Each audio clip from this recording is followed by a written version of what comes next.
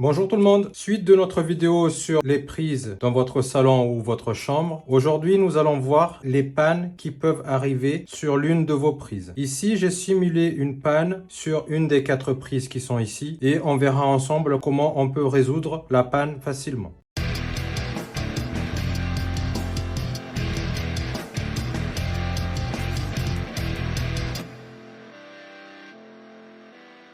Aujourd'hui, nous allons juste nous focaliser sur nos 4 prises et non au niveau de notre disjoncteur. Plus tard, nous verrons les autres pannes, par exemple, pourquoi votre disjoncteur différentiel ne saute pas, mais c'est votre disjoncteur général abonné qui saute. Pourquoi, par exemple, votre interrupteur différentiel saute aléatoirement et ainsi de suite. Il y a plusieurs types de pannes au niveau d'une installation électrique. L'essentiel, c'est que vous puissiez trouver facilement les pannes avant de faire appel à un électricien.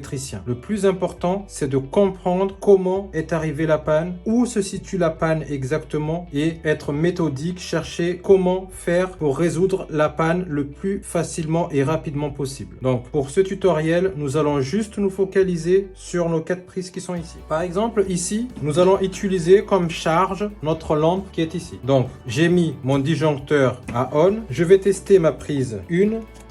Je constate que j'ai la lampe qui est allumée. Je vais tester ma prise 2. Je constate que ma lampe est allumée.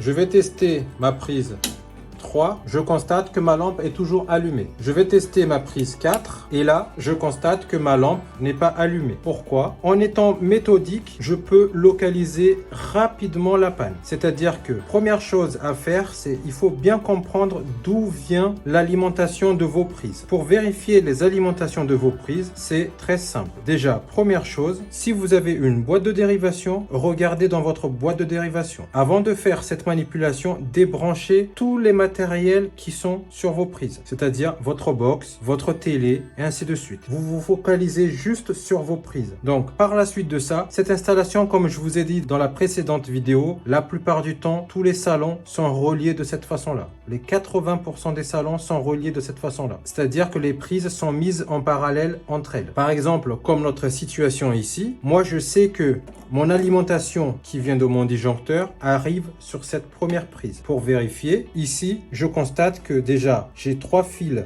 qui arrivent dans une gaine et j'ai 3 autres fils qui repartent. Donc, cette prise-là peut être mise en parallèle avec une autre prise. Cette prise-là peut ne pas être l'alimentation. C'est pour cela il est essentiel de vérifier d'où vient l'alimentation. Par rapport à notre installation qui est ici, là, je viens de mettre ma lampe qui est là sur la dernière prise. Je constate que la lampe ne s'allume pas. Or, quand j'ai fait mes vérifications précédemment, sur cette prise-là, la lampe s'est allumée. Sur cette prise-là, la lampe s'est allumée. Et sur cette prise-là, la lampe s'est allumée. La panne ne peut que venir soit de la connexion qui est sur ma prise qui est ici, soit ça vient des fils qui sont ici, c'est-à-dire qu'il y a un fil par exemple neutre ou phase qui sont coupés, soit ça vient un peu plus en amont, c'est-à-dire le repiquage qui vient de ma 3e prise qui est ici. Donc ici, première chose que je vais faire, je vais me mettre en sécurité.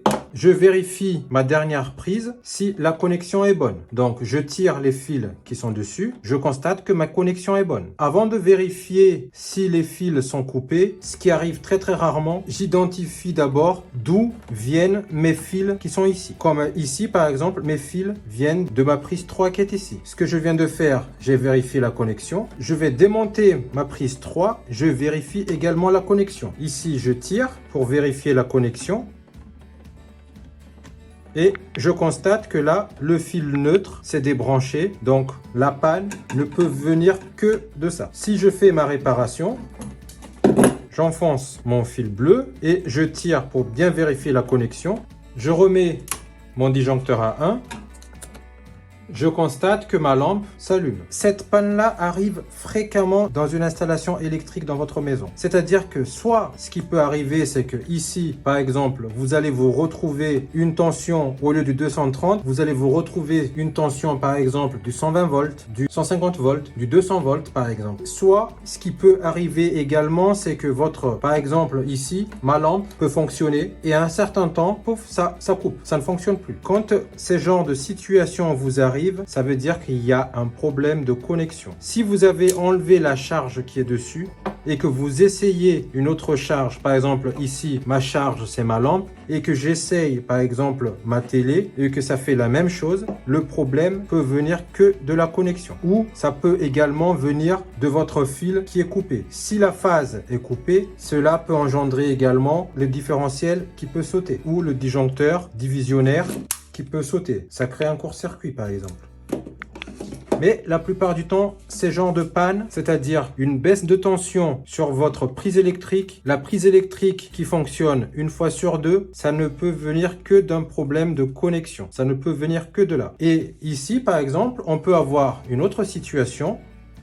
Si le fil qui arrive ici, sur notre troisième prise, peu importe phase ou neutre, c'est déconnecté comme ici, nos deux prises qui sont là ne vont pas fonctionner. Exemple, ma prise 3 ne fonctionne pas, ma prise 4 ne fonctionne pas également. Par contre, ma prise 2 qui est ici va continuer à fonctionner, ainsi que ma prise 1. Cela peut arriver également avec un problème de connexion sur mon arrivée générale qui est ici, c'est-à-dire l'alimentation principale de mes prises, qui est ma prise 1 qui est ici. La situation qui peut arriver, c'est que exemple, si mon fil phase ou neutre qui est ici, qui arrive de ma boîte de dérivation et qui vient de mon disjoncteur dans mon tableau électrique, c'est déconnecté, exemple ici, je vais me mettre en sécurité. Toutes les prises qui sont en aval de la prise 1 qui est ici ne vont pas fonctionner. C'est-à-dire ma prise 2, ma prise 3, ma prise 4 ne vont pas fonctionner. Pourquoi? Parce qu'on a coupé la phase qui vient directement de notre tableau électrique. Exemple, là on constate que notre lampe ne fonctionne pas. Pour la troisième prise, c'est pareil. Et la quatrième prise, c'est pareil.